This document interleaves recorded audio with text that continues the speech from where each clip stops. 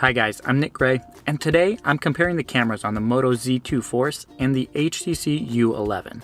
When looking at a new smartphone, one critical component that everyone needs to pay close attention to is the camera. Most high-end cameras these days have really good camera sensors with large pixels, but just because you're spending $700 or more on a smartphone camera doesn't mean it'll actually take incredible photos. The new MOTO Z Force has two camera sensors on the rear camera, both capturing images at 12 megapixels.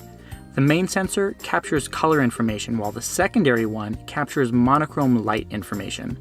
The phone then combines the details from both sensors to create a single image, which should be brighter and more vibrant. Those sensors then are paired with f2.0 lenses, which let in a decent amount of light as well. Its front-facing camera has a 5 megapixel sensor with an f2.2 aperture 85-degree wide-angle lens. On the other side of today's comparison is the HTC U11. It has a single 12 megapixel sensor for the main camera, which is paired with an f1.7 lens. But it does have optical image stabilization. And as for the front-facing camera, it captures images at 16 megapixels with an f2.0 lens. While HTC's smartphone doesn't have a dual sensor for its main camera, it does have an advanced image processing system dubbed Auto HDR, which captures multiple images for every shot and combines the data to create a single image. But that's enough with the specs. Take a look at how images from these two phones actually compare.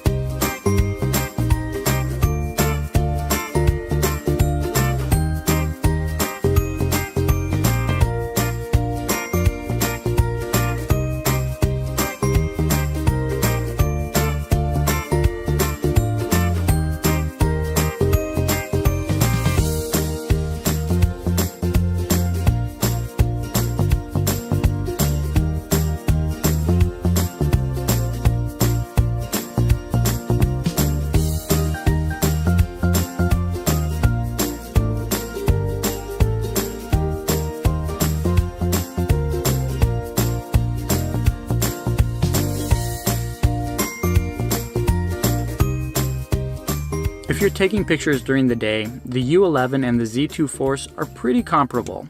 The main difference that you'll probably notice is how both devices handle white balance a little bit differently with their default settings. The MOTO's images are warmer, while those taken with the HTC U11 are cooler. If you're not a fan of either, that's an easy tweak in the settings. But the main thing that actually sets these two apart is how they handle high contrast and low light situations. When a scene is very bright, the Z Force doesn't compensate very well for the extra light in the same way that the U11 does. The U11 shots are a little bit darker than what you would expect, but they do reveal a lot of detail. On the other hand, the Z Force's shots are overexposed, losing a lot of the detail that's preserved by the U11. In low light situations, the same thing occurs with the Z Force. It fails to compensate for the lighting, leading to dull, dark images, while the U11 boosts up the ISO to capture more light, revealing a lot more detail that would typically be lost in the darkness.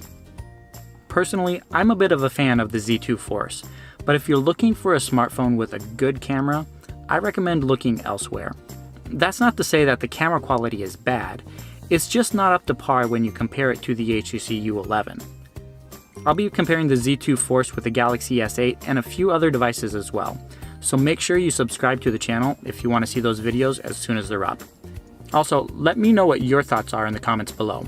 Do you think the HTC U11 outperforms the MOTO Z2 Force, or are the cameras on these two devices pretty comparable? Thank you for watching, and I hope to catch you in the next one.